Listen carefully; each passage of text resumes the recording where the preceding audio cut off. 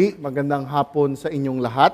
Ang pinagamagatan natin sa hapon nito, ang ating pag-aaralan mula sa Mateo 12, mula versikulo 14 hanggang 21 na ang hinirang na lingkod. Ang hinirang na lingkod. Maaari ko po ba kayo imbitahan lahat? Buksan po natin ang ating Biblia.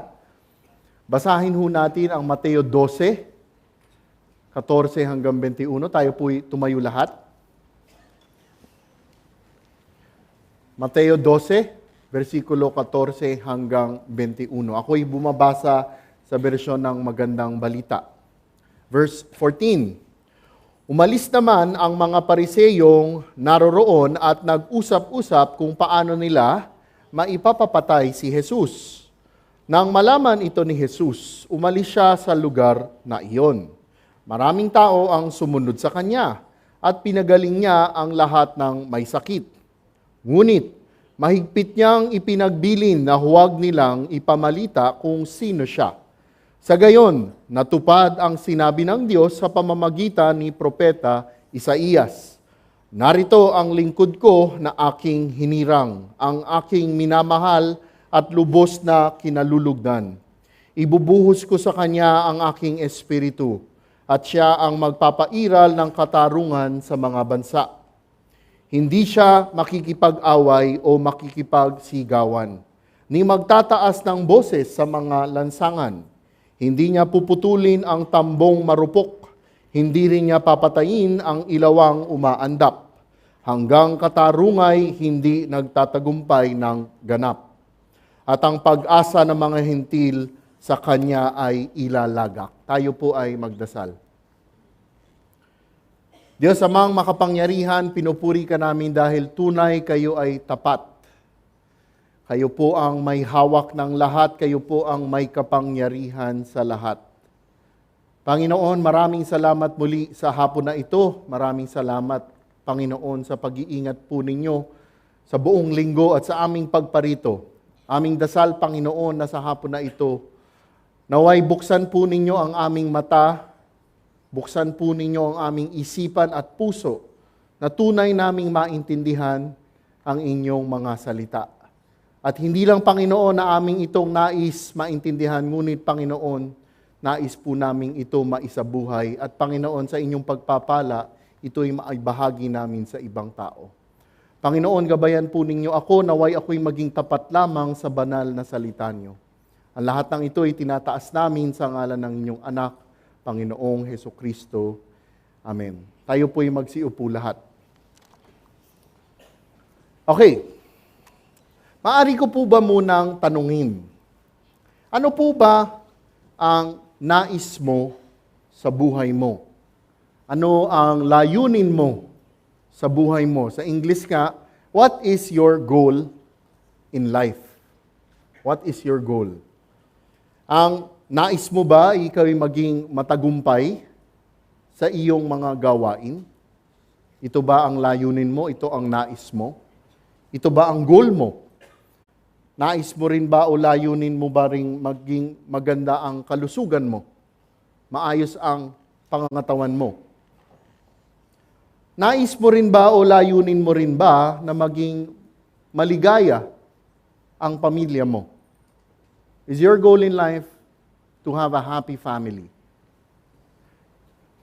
Nais mo rin ba o layunin mo na maging maayos ang kinabukasan mo, ng pamilya mo, lalong-lalo na ng mga anak mo? O baka yung iba sa inyo, ang goal mo, ang layunin mo, ang nais mo ay maikot mo at mabisita mo ang buong mundo. Mga kapatid, alam po ba ninyo ang nais at layunin ng Panginoong Diyos sa ating mga Kristiyano? Nalalaman po ba natin kung ano ang nais at layunin ng Panginoong Diyos sa ating mga Kristiyano? Ang layunin, ang naisin ng Panginoong Diyos po natin ay maging katulad tayo ng Panginoong Hesukristo. Kaya nga po mga kapatid, sa hapon na ito, ating matututunan ang nararapat na layunin ng isang tunay na Kristiyano ay maging katulad ng Panginoong Hesukristo. Muli, Ang nararapat na layunin ng isang tunay na Kristiyano ay maging katulad ng Panginoong Hesukristo. Okay, tayo ay magbalik tanaw sa pinag-aralan natin noong nakaraang linggo. Noong nakaraang linggo, ating nakita na matapos gamutin, pagalingin ng Panginoong Hesukristo, ang tao na mayroong maliit na kamay, sa English nga, shrunken, shriveled hand, tinuruan niya ang mga Pariseyo kung ano ang nararapat sa araw ng Sabat. At mula noon, makikita natin ngayon sa versikulo 14, ang pag-aaralan natin sa hapon na ito. Hahatiin natin sa 3 bahagi ang ating aral sa hapon na ito. Ang unang bahagi, mula versikulo 14 hanggang 16, makikita natin ang mapagkumbabang mahabaging lingkod. Ang ikalawang dibisyon, mula versikulo 17 hanggang 19, ang hinirang at masunurin. At ang katlong dibisyon ay ang mapagpala at ang mahinahon. Umpisahan ho natin ang mapagkumbabang mahabaging. Okay, verse 14. Umalis naman ang mga Pariseyong naroroon at nag-usap-usap kung paano nila maipapapatay si Jesus. Pagkatapos pagalingin ng Panginoong Jesus, ang isang tao na mayroong isang kapansanan, ito na ho ang sumunod nating makikita rito. Umalis naman ang mga Pariseyong naroon at nag-uusap-usap. Nagkaroon po sila ng isang emergency meeting. At ano po ang naging agenda ng secret na emergency meeting nila? Nag-usap-usap kung paano nila maipapapatay si Jesus. Ang agenda ay kung paano nila mapapatay ang Panginoong Jesus. Kung kakaiba po talaga ang mga Pariseyong ito. Bakit kamo? Ang mga Pariseyong dapat na mga relihiyoso. Ang mga Pariseyong dapat takot gumawa ng masama sa kapwa-tao, ay pinag-uusapan kung paano nila mapapatay ang Panginoong Hesukristo.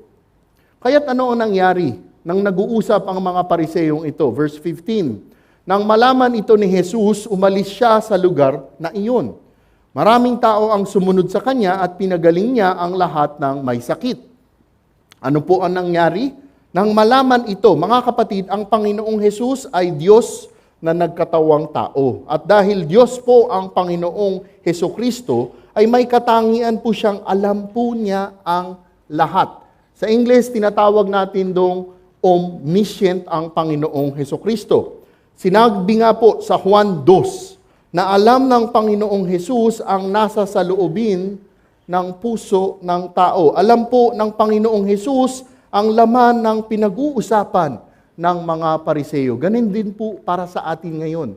Alam mismo ng Panginoong Hesus ang puso natin kung talagang nakaupo tayo diyan at sumasamba sa Kanya. Alam po niya ang kanilang mga plano. Alam po niya ang kanilang mga sikreto. At ano po ang nangyari matapos sinabi sa bersikulo na alam ito ng Panginoong Hesukristo? Umalis siya sa lugar na iyon.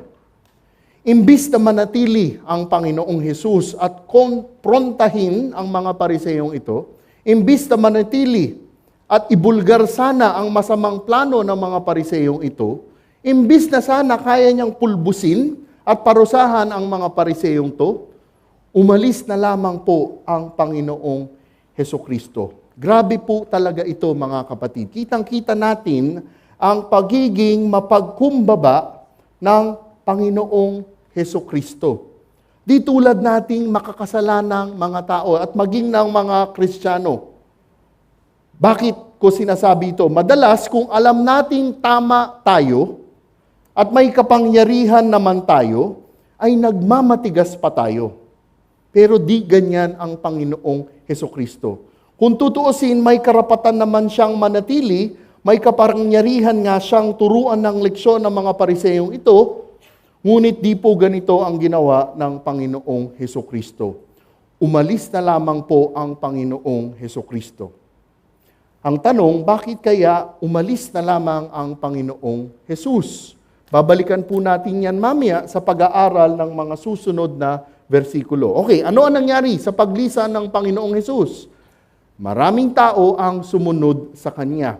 Sa paglisan niya, sa pag-alis niya, marami pong tao ang sumunod sa kanya. Ang tanong, sino po ba ang mga taong ito? Tingnan po ninyo ang sunod na sasabihin sa bersikulo. Maraming tao ang sumunod sa kanya at pinagaling niya ang lahat ng may sakit. Makikita po natin sa bersikulo na ito kung sino ang mga taong sumunod sa kanya.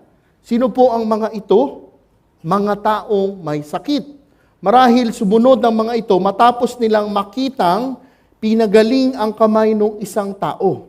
At nang sumunod ang mga may sakit na ito, silang lahat ay pinagaling ng Panginoong Hesukristo. Pansinin po ninyo mga kapatid, ang sinabi sa bersikulo na ito, ang lahat ng may sakit, ang lahat ng may sakit ay pinagaling. Ang lahat din ng klase ng sakit ay pinagaling. Hindi pinili at binilang ang mga taong pinagaling. Mga kapatid, makikita po talaga ninyo ang kakaiba po talagang habag at awa ng Panginoong Hesukristo. Bakit ho? Ang mga taong sumusunod sa Kanya ay pinagaling pa niya.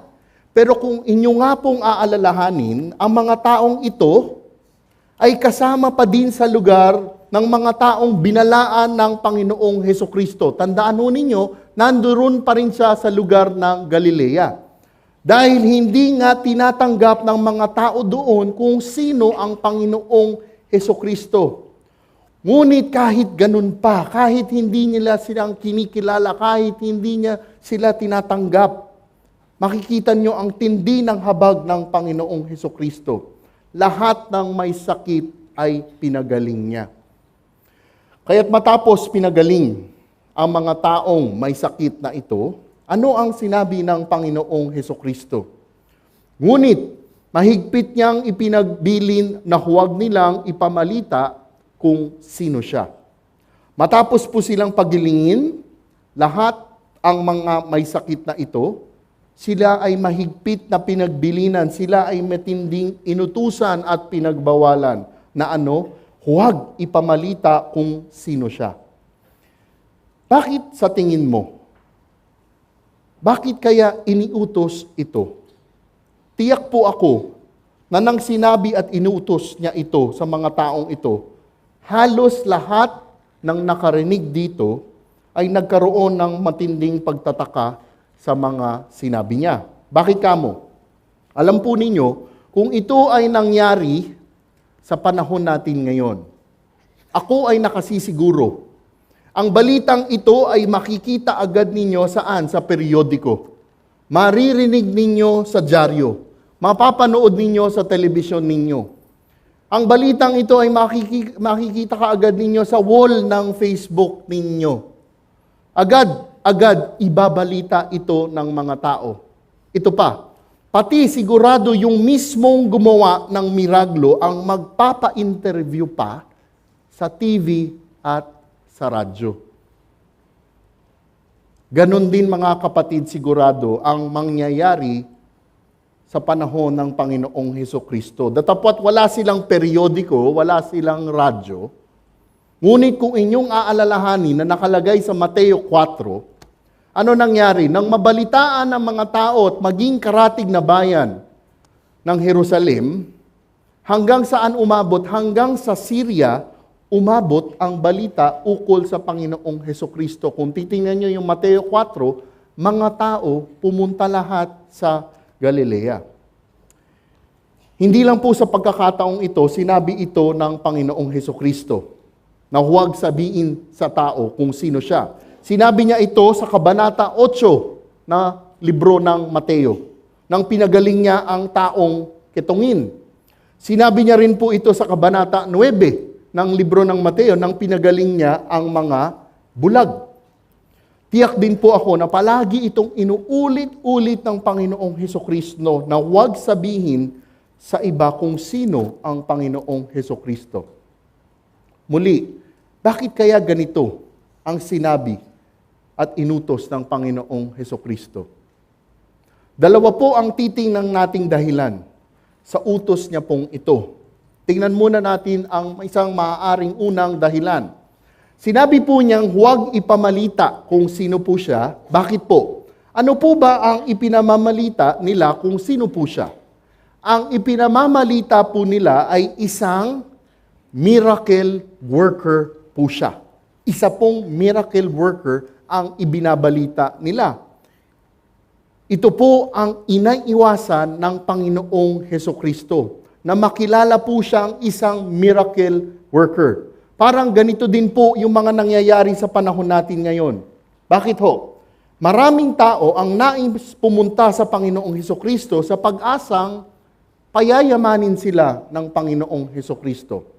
Maraming tao ang pumupunta ngayon sa Panginoong Hesukristo dahil sa pag-asang aayusin ng Panginoong Hesus ang lahat ng kanilang problema.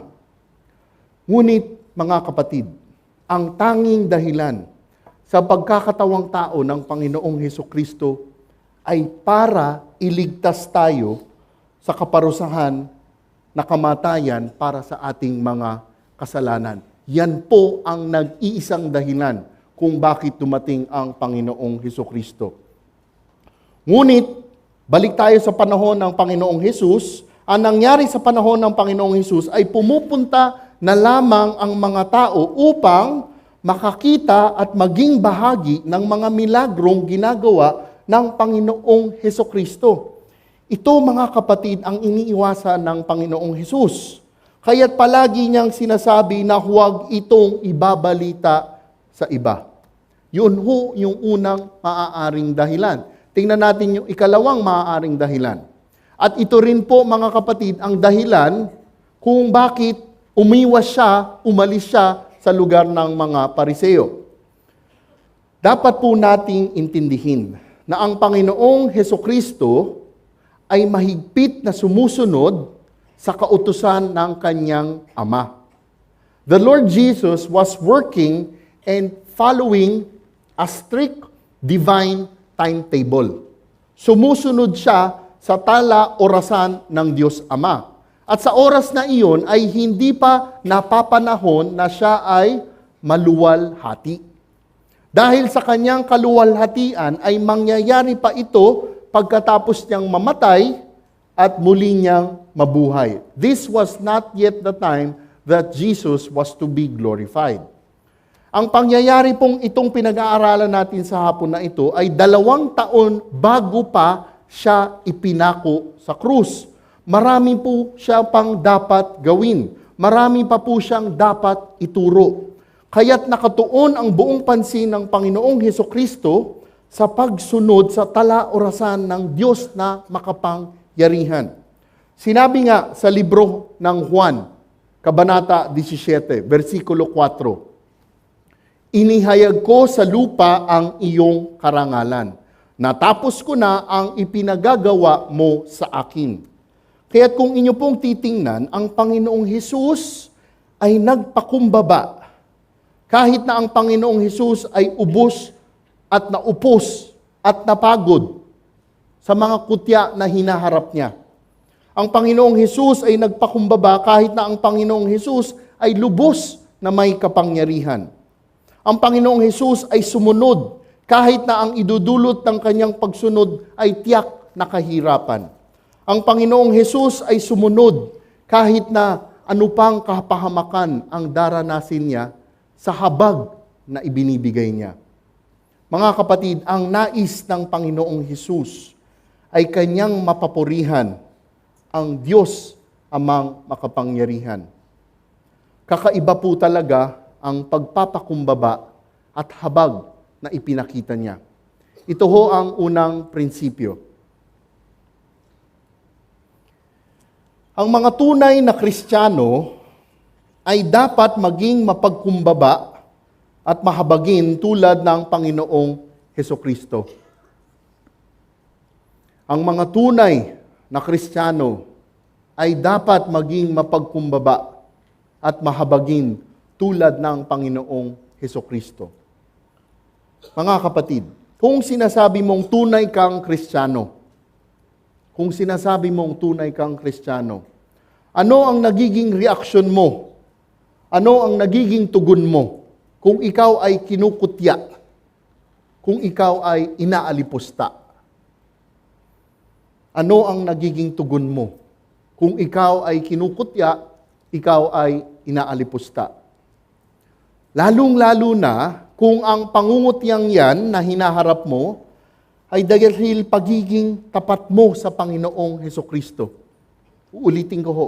Ano ang nagiging reaksyon mo, tugon mo kung kinukutya ka o inaalipusta ka? Lalong-lalo na kung ang pangungutyang hinaharap mo ay dahil sa pagiging tapat mo sa Panginoong Hesukristo. Lumalaban ka ba or umiiwas ka? Paano makikita sa buhay mo ngayon ang habag mo sa ibang tao? Kung sinasabi mong tunay na Kristiyano ka, paano makikita sa buhay mo ang habag mo sa ibang tao? Lalong-lalo na sa mga taong di pa kilala ang Panginoong Hesukristo. Paano makikita to sa buhay mo, ang habag mo? Lalo na sa mga taong hindi pa kilala ang Panginoong Hesukristo. Ito pa ho, sino ang mga kinahahabagan mo? Sino? Namimili ka lang ba? O sa lahat may habag ka?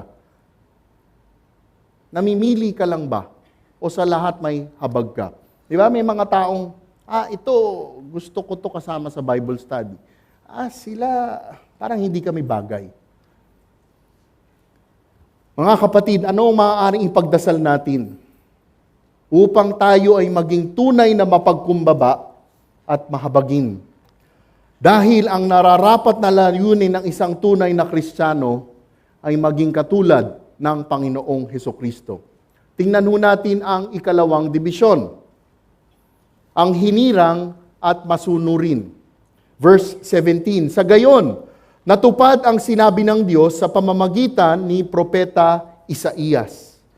Marahil inyong tatanungin kung bakit biglang sinulat ni Mateo ang versikulong ito. Muli, kailangan nating intindihin at balikan ang konteksto ng pinag-aaralan po natin. Ganito po ang konteksto nito. Ang mga Hudyo noon at maging sa panahon ngayon ay nag-aantay ng isang matapang at mandirigmang Mesyas.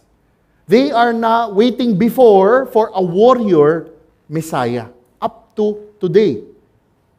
They were waiting for a warrior Messiah. Ang inaantay nila ay parang si Haring David. Dahil ang alam nga nila na ang Mesyas ay galing sa lahi ni Haring David. Nag-aantay po sila ng isang hari, isang military leader na ililigtas sila sa mga problema nila, sa gobyerno nila, sa ekonomiya nila. Ito pa, ang inaantay nila na tagapagligtas ay dapat kinikilala ng kanilang mga pariseyo at ng mga guro. Ngunit ano ang nangyari? Sa versikulo na pinag-aralan natin at mga versikulong nakaraang linggo, ano ang nangyayari? Kabaliktaran po ang lahat na nangyayari dito. Ang nakikita nila sa Panginoong Hesukristo, hindi siya warrior king, hindi siya political leader. Ito pa, hindi siya kinikilala ng mga pariseyo nila, ng mga guro nila.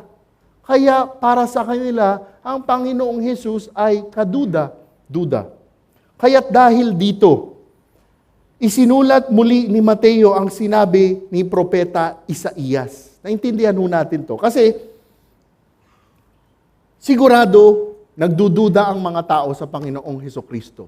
Ngunit nang sinulat ito ni Mateo, sinabi niya ang sinabi ni Propeta Isaías. Si Isaías na propeta sa kanila, yan ang mga big time, big shot na propeta nila na nagsasabi ukol sa darating na Messiah.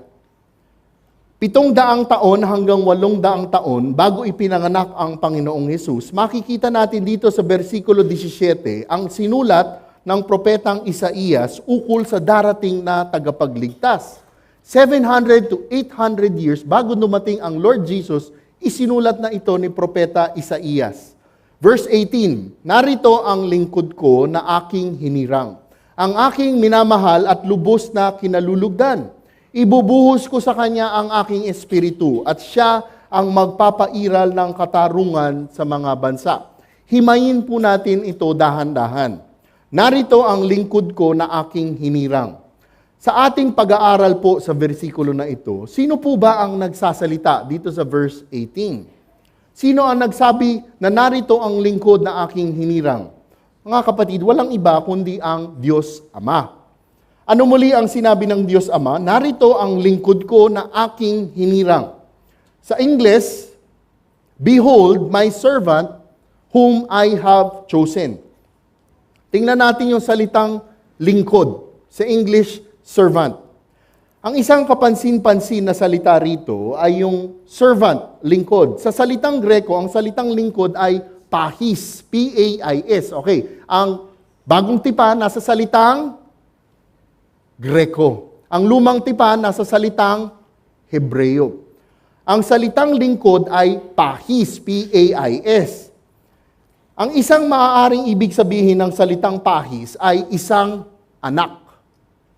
Ang isa pang maaaring pagkakagamit ng salitang pais ay isang lingkod. Kaya nga't ang salitang pais ay talagang nararapat na gamit sa versikulo na ito. Bakit kamo? Di po ba't ang Panginoong Hesus ay anak ng Diyos Ama? At ang Panginoong Hesus ay lingkod ng Diyos Ama. Kaya't ang Panginoong Hesus ay talagang tatawaging pahis dahil lingkod na anak. Jesus is truly God's Son servant. Pahis. Narito ang lingkod ko na aking hinirang. Okay, ang talatang ng aking hinirang, whom I have chosen, ay nagsasaad ng isang matinding kahulugan. Bakit ho?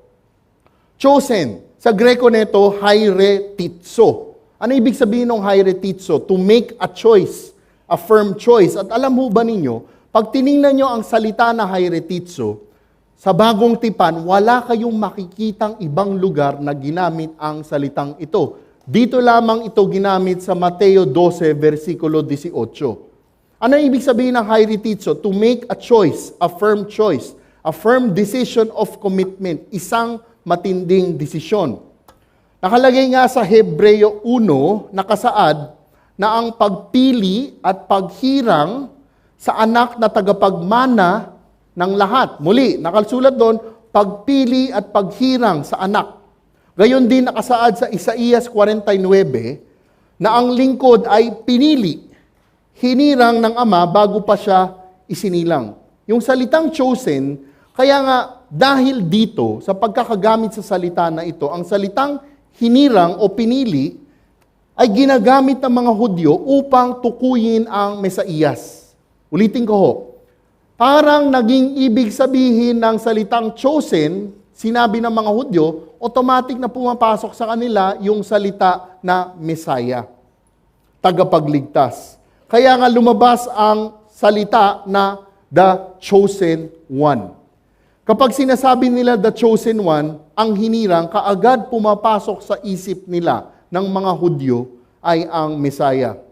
Kaya't nang isinulat ito ni Mateo at binanggit niya ang mga bersikulo mula sa Isaías 42, alam nyo ang mga Hudyo, alam na alam ang mga bersikulo dito sa 42. Kasi umaasa sila palagi, pag sinabi mo ang Isaiah 42, tungkol yan sa Messiah.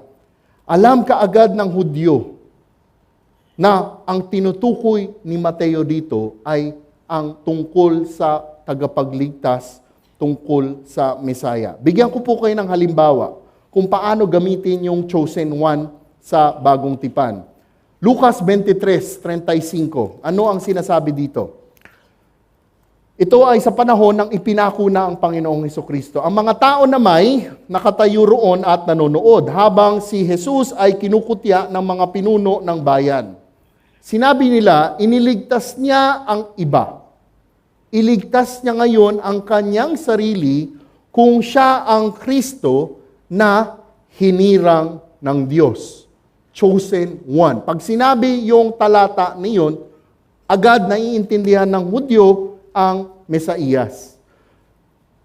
Makikita natin sa versikulo na ito na malinaw na ipinapakita ni Mateo sa mga Hudyo at mga bumabasa nito na tunay na ang Panginoong Hesukristo ay ang tagapagligtas na iniintay ng mga Hudyo. Kaya't matapos nating makita ang Panginoong Hesus na siya ang hinirang na lingkod ng Diyos Ama, ano pa po ang sinabi ukol sa lingkod na ito? narito ang lingkod ko na aking hinirang, aking minamahal at lubos na kinalulugdan. Di lang po sinabi ng bersikulo na ang Panginoong Hesus ay ang hinirang na lingkod. Ngunit sinasabi din na ang lingkod na ito ay aking minamahal. Ang lingkod po na ito ay ang Father's beloved. Ano ibig sabihin ng beloved? Hindi ko alam. Ano tawag ninyo sa mga asawa ninyo? Sa mister mo, sa misis mo. Di ba meron kayong tinatawag na endearment? Honey, di ba? Baby. Sa mga anak ninyo, ano tawag niyo? Tawag ko sa anak ko, Baba. Baba. Tawag niya sa akin, Dada. No? Dito, sinabi ng Panginoong Diyos, narito ang lingkod ko na aking hinirang, ang aking minamahal. Ang lingkod po na ito ay ang Father's beloved. Ang ginamit na salitang Greko dito sa beloved ay nagmula sa pinakamatinding salitang Grekong pagmamahal. Agape. Agapetos, yung beloved. At alam po ninyo na ang agape ay ang pinakamatinding klase ng salitang mahal.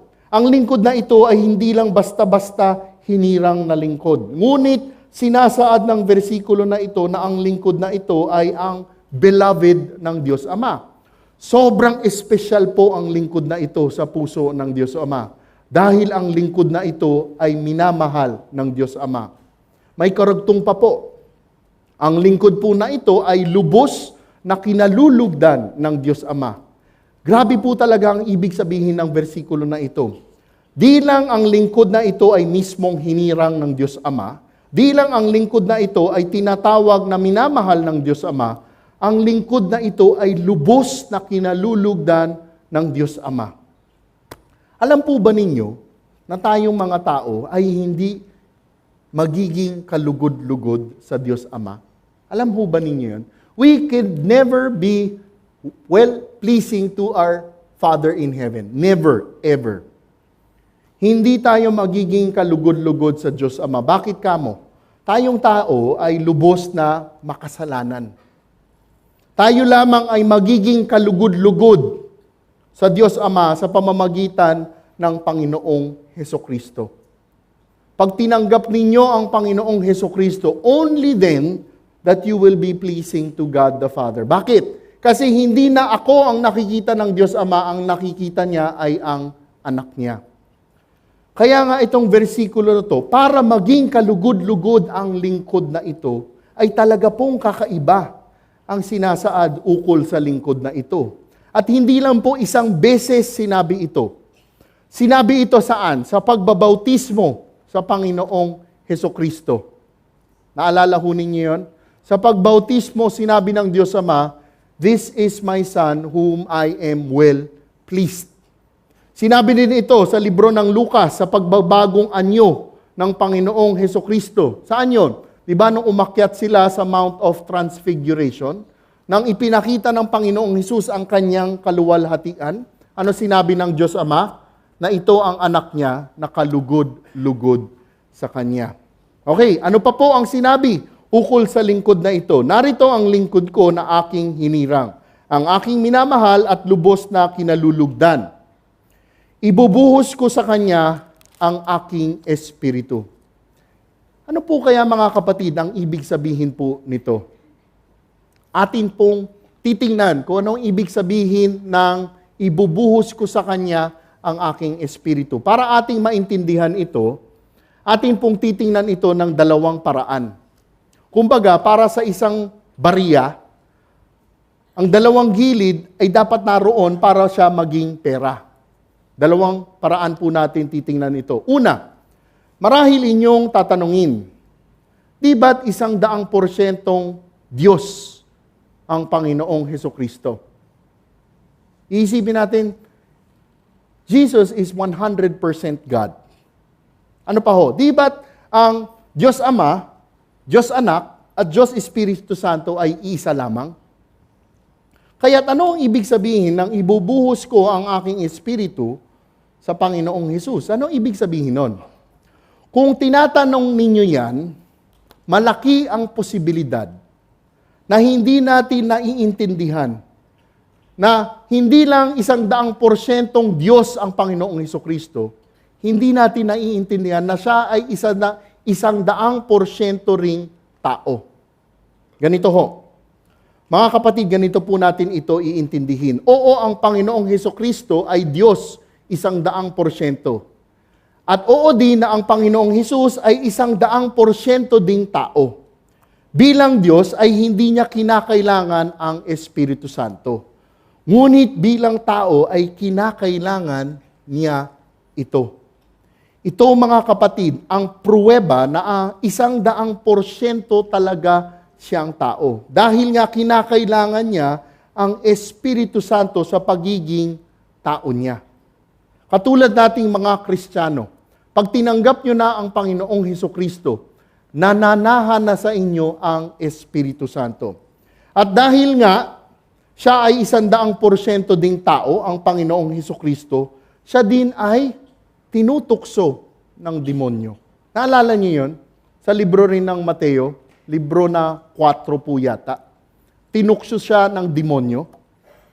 Siya rin ay pisikal na lumaki at tumanda, na katulad nating tao.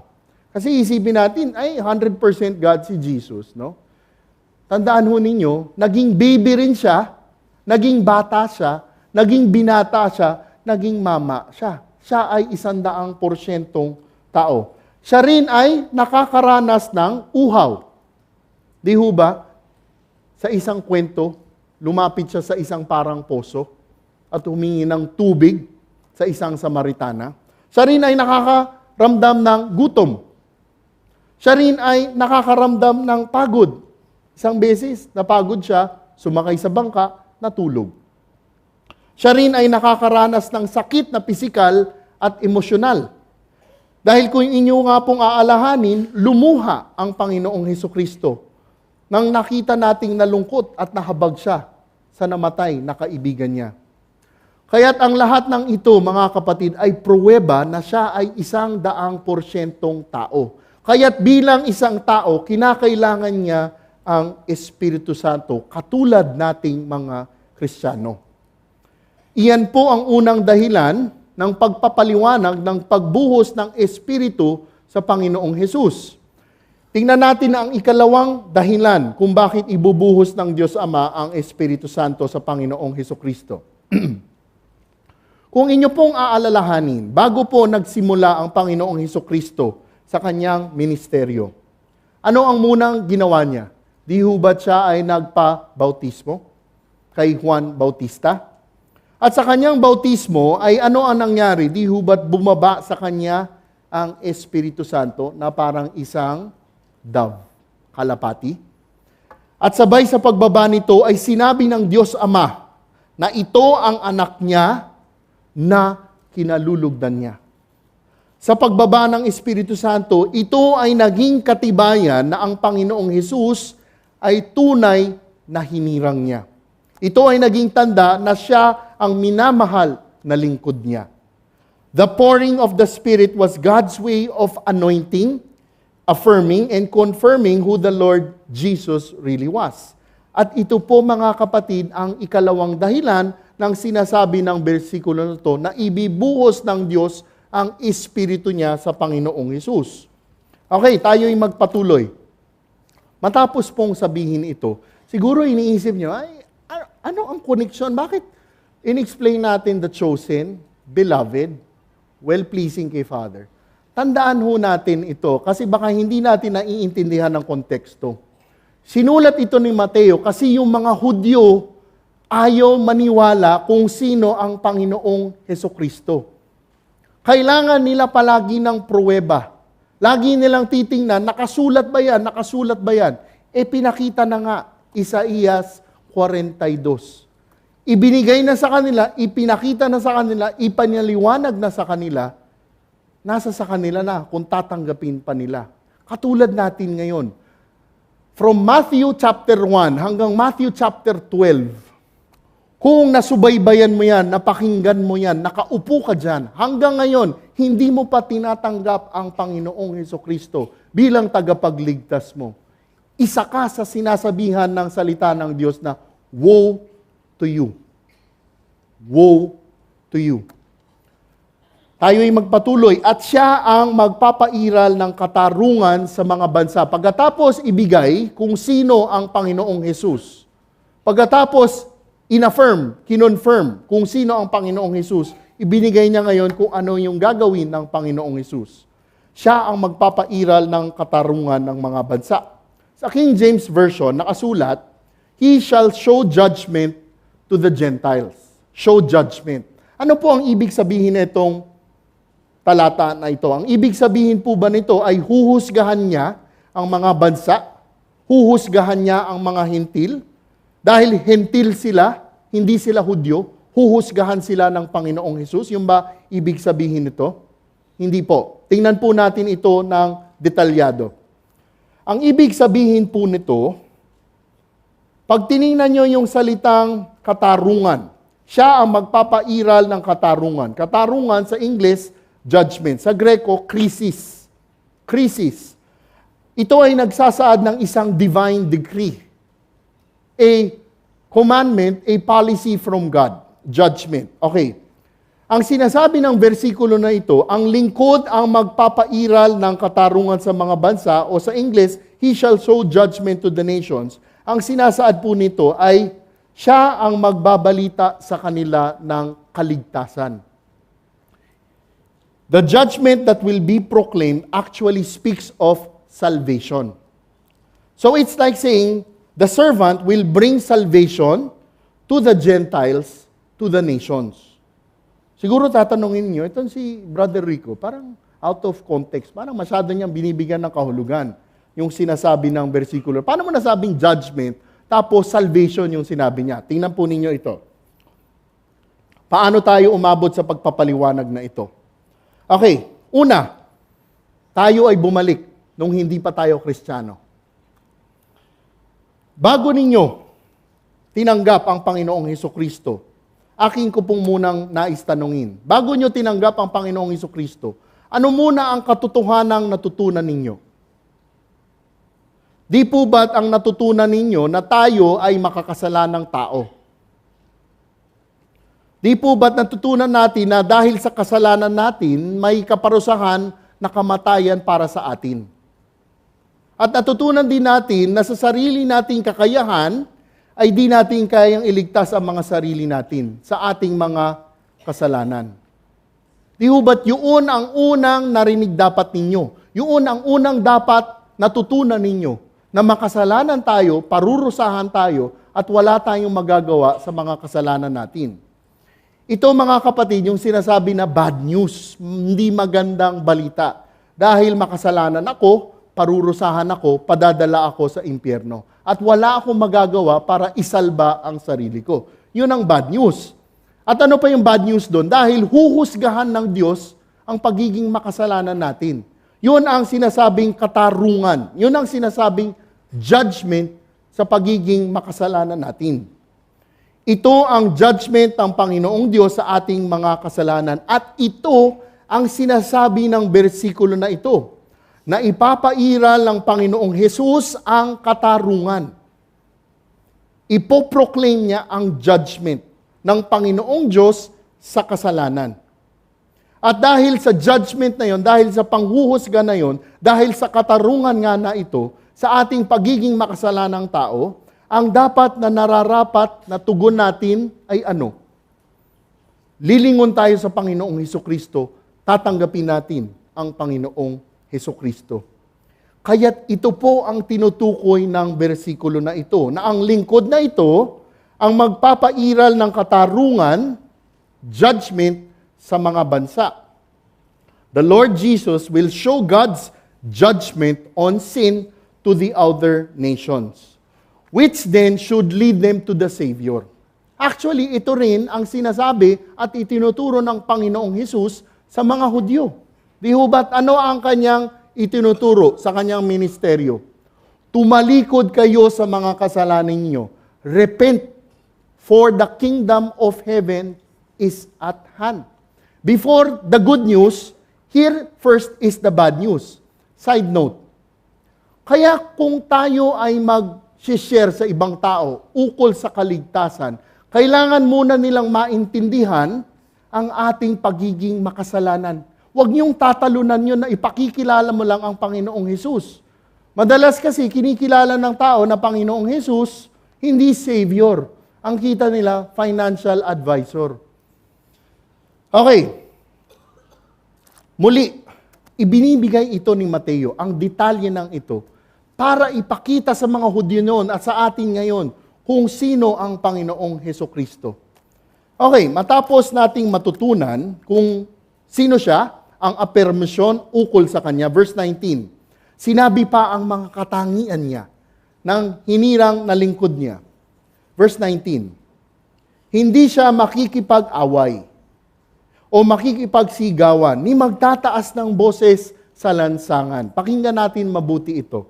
Mga kapatid, bagamat ang Panginoong Hesukristo ay tinanggihan ng mga Hudyo, bagamat napakatindi ng mga dinaanang pang-aalipusta at pangungutya sa Panginoong Hesukristo, bagamat alam ng Panginoong Hesus na karamihan ng sumusunod sa Kanya ay mga taong may gusto lamang makuha sa Kanya. Ano tawag natin dito?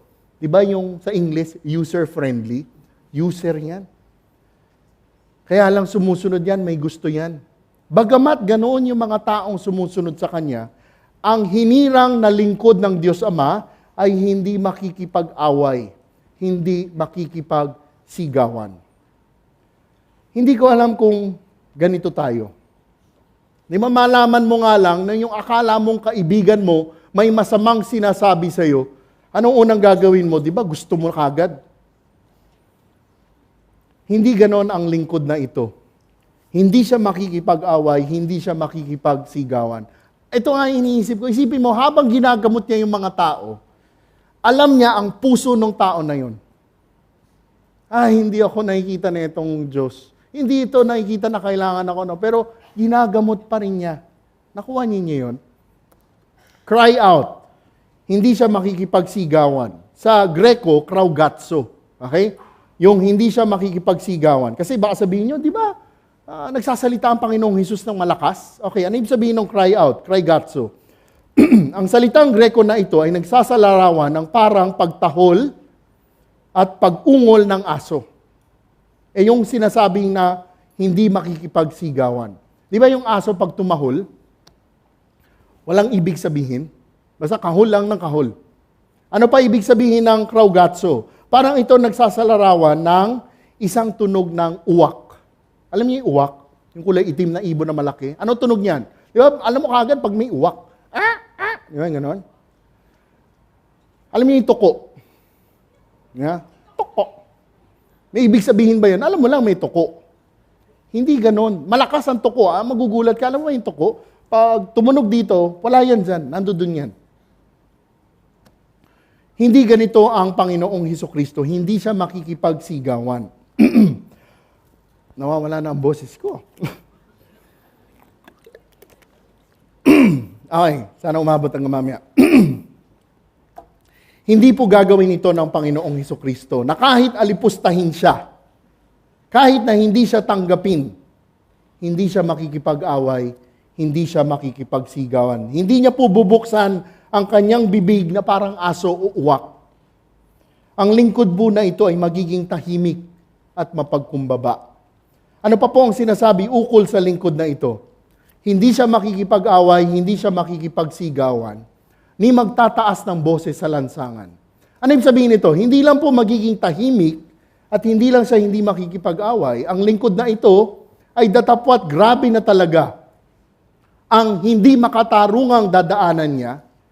Though he will suffer grave injustice, hindi siya magtataas ng boses sa lansangan. Narinig niyo na ba yung kataga na sinasabing, take it to the streets? Ano ibig sabihin nun? Di po ba't madalas kung may nangyayaring hindi makatarungan sa isang lugar, sa isang bansa, sa isang lugar, ano ginagawa ng tao? Nagrarally. They take it to the streets. People protest. Nagbo-boycott. People rally in the streets. Ng mga nakaraang linggo, nakita natin sa telebisyon, narinig natin sa radyo, ang daming nagrarally sa karsada. Hindi po ganito ang lingkod na ito. Datapwat grabe na ang dinaanan niya. Datapwat grabe na ang sinabi sa kanya. hindi niya gagawin ito. Grabe talaga ang lingkod na ito. Kakaiba po talaga ang lingkod na hinirang ng Diyos Ama. Ito po ang isang prinsipyo. Ang mga hinirang na Kristiyano ay dapat maging masunurin katulad ng Panginoong Hesukristo. Ang mga hinirang na Kristiyano ay dapat maging masunurin katulad ng Panginoong Hesukristo. Kung sinasabi mo na ikaw ay ligtas na dahil sa grasya at pagpapala, at ikaw na rin ay kanyang pagpapalang hinirang na lingkod niya. Alam mo ba ninyo yun? If you're a true Christian, then you are also a chosen one, an elect, you are also His servant. Ano sa tingin mo ang hindi ka lugod-lugod sa buhay mo sa paningin ng Panginoong Hesukristo? Ano sa tingin mo sa buhay mo ang hindi ka lugod-lugod sa tingin ng Panginoong Hesukristo? Kasi ito nakalulungkot. Maraming Kristiyano magsasabing Kristiyano, pero pag tiningnan mo ang buhay niya, hindi mukhang buhay Kristiyano. At dahil hinirang ka na, dahil anak ka na rin, alam mo na rin na nasa iyo ang Espiritu Santo, nananahan na ang Espiritu Santo. Tanong ko, gaano ka masunurin sa mga utos niya, sa mga itinuturo niya? Anong klase ka kayang Kristiyano? Tahimik at masunurin? Maingay at galitin? Ulitin ko. Anong klase ka kayang Kristiyano? Tahimik at masunurin? Maingay at galitin? Mga kapatid, ang nararapat na layunin ng isang tunay na Kristiyano ay maging katulad ng Panginoong Hesukristo. Ikatlong dibisyon, ang mapagpala at mahinahon. Verse 20, hindi niya puputulin ang tambong marupok. Hindi rin niya papatayin ang ilawang umaandap. Hanggang katarungan ay hindi nagtatagumpay ng ganap. Okay, ano sinasabi ng versikulo na ito? Tingnan natin yung tungkol sa tambo at tingnan natin yung tungkol sa ilawan. Marami pong gamit ang tambo. Sa English, reed. Ginagamit ito ng mga Hudyo, ng mga taga-Palestino. Siguro para mas maintindihan nyo ang ukol sa tambo. Nakita nyo na ba sa telebisyon ito, sa mga palabas, na minsan may puputulin silang halaman, at ang pagputol nila sa halaman na iyon, gagamitin nila pagsisid nila sa tubig. Kasi yung halaman mahaba, may butas sa gitna. Parang snorkel. Okay. Kung naintindihan nyo yun, ang mga tambo, ginagamit po ito ng mga tagapastol bilang isang bansi. Alam mo yung bansi? Flute. Dahil mahaba siya, may butas siya sa gitna, pwedeng gawing flute.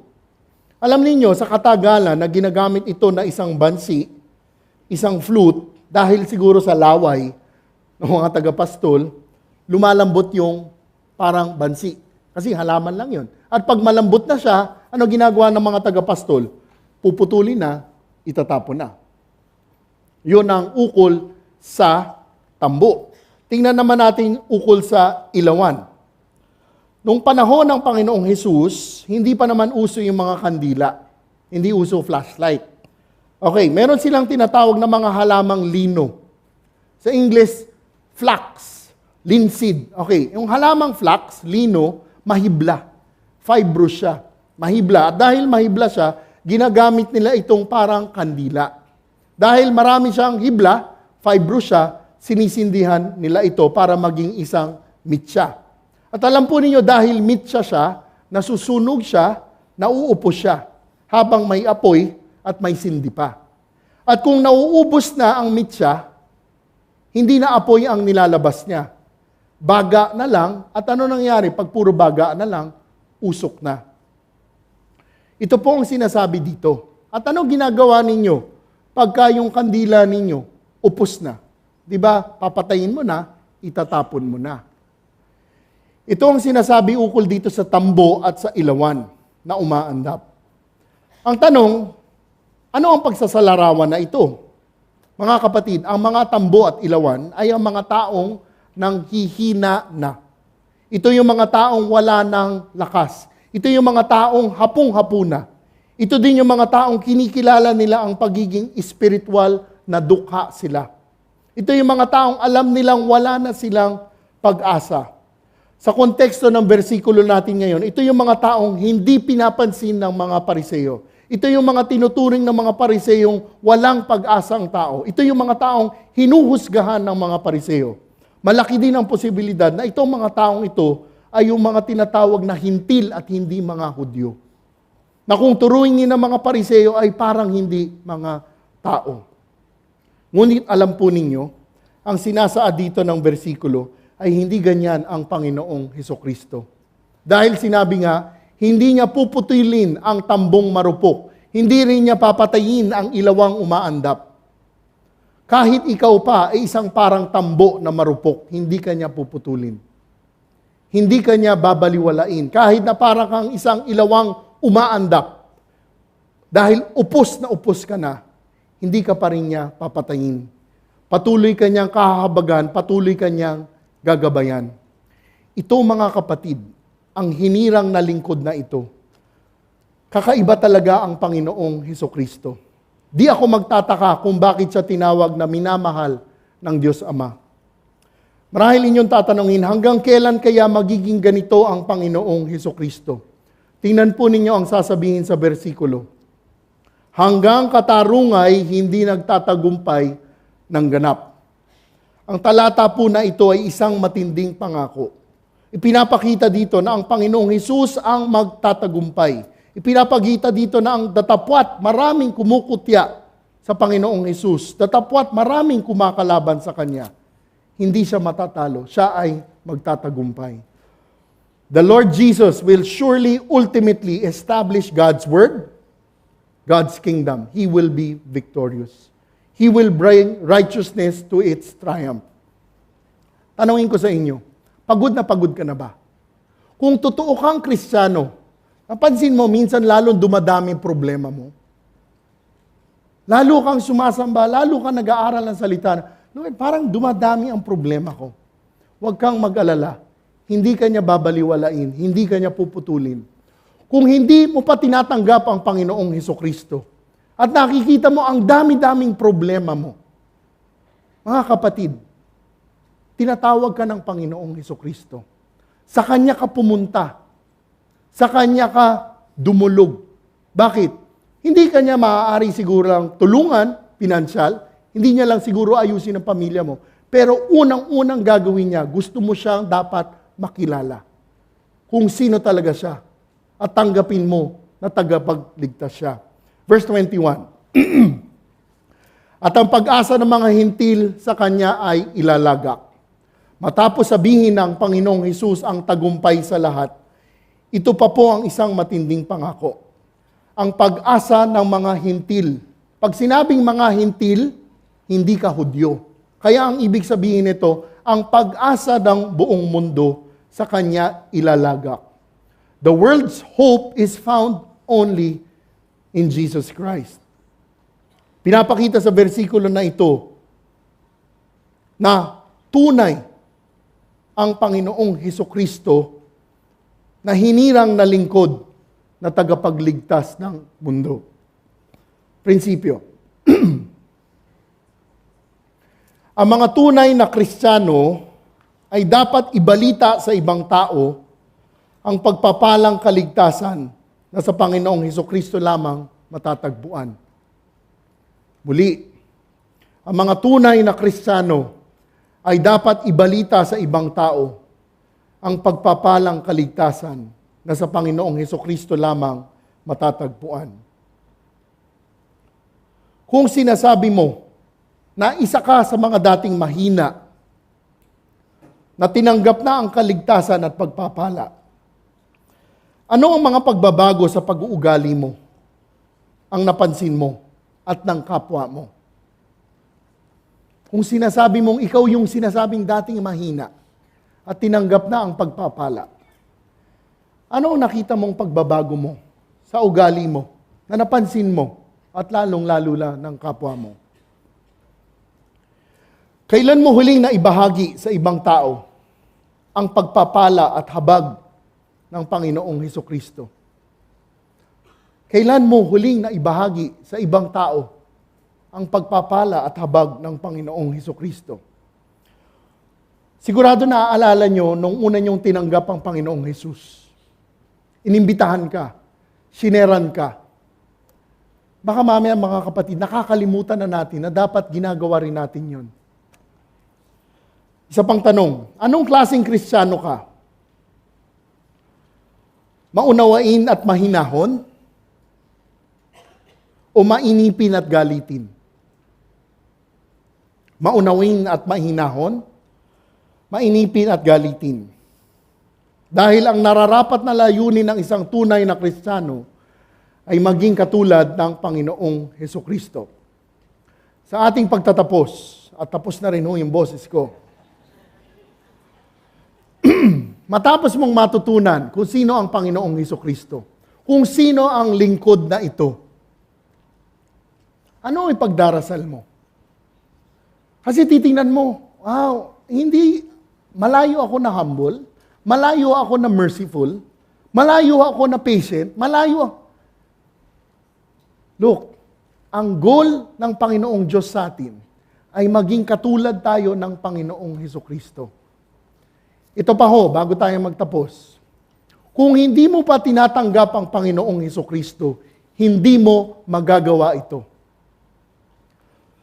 You can only be like Jesus Christ if you have accepted Jesus Christ. Bakit? Dahil ang Espiritu Santo ang magbabago sa iyo. Tayo po'y magdasal. Diyos amang makapangyarihan, tunay, pinupuri ka namin dahil kayo ay makapangyarihan sa lahat. Kayo ang may alam ng lahat.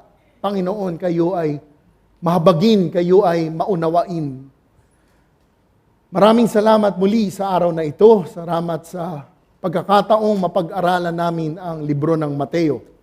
Aming dasal, Panginoon, na sa pag-uwi po namin sa mga discussion po namin mamaya, tulungan po ninyo kami na kung ano man ang hindi kalugod-lugod sa inyo, sa mga buhay namin, hipuin ninyo ang puso namin na tunay na aming ibigay ito sa inyo upang baguhin po ninyo ang aming puso. Panginoon, aming dinarasal sa mga taong hindi pa kayo tinatanggap. Aming dasal, Panginoon, na sa hapon na ito, buksan ninyo ang kanilang mata, puso at isipan na tunay nila kayong makilala bilang kanilang tagapagligtas. Panginoon, pag-ingatan ninyo kami sa araw na ito at sa pag-uwi namin at maging sa buong linggo na ito. Ang lahat na ito ay tinataas namin sa ngalan ng inyong anak, Panginoong Hesukristo. Amen. Palakpakan po natin ang Panginoong Diyos.